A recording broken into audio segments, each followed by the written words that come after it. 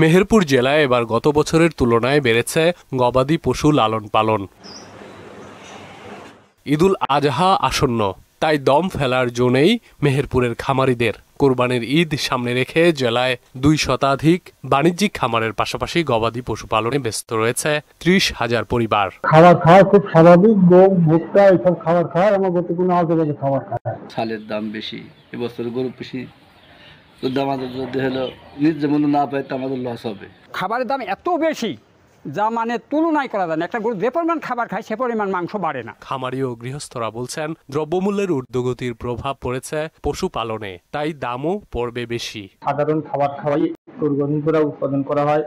খুব স্বাস্থ্যসম্মত গরু বাছুরগুলো কোরবানি ঈদের জন্য উপযোগী করি। গরু পুষি এখন আর খুব একটা লাভবান হওয়া যাচ্ছে না। খাবারের দাম বেশি, খরচ বেশি,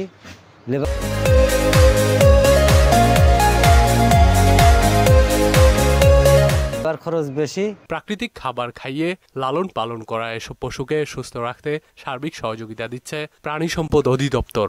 আমাদের তথ্য মতে 2 লক্ষাধিক গরু ছাগল কোরবানির জন্য প্রস্তুত আছে কোরবানির যোগ্য পশু হিসেবে। প্রাণী সম্পদ অধিদপ্তর সবসময় খামারিদের সাফল্যের জন্য তাদের যা যা প্রয়োজন আমাদের সাধ্যমতো আমরা চেষ্টা করে থাকি।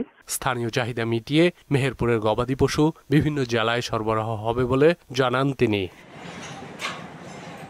তানজিদ ভুইয়া, মোহনা সংবাদ।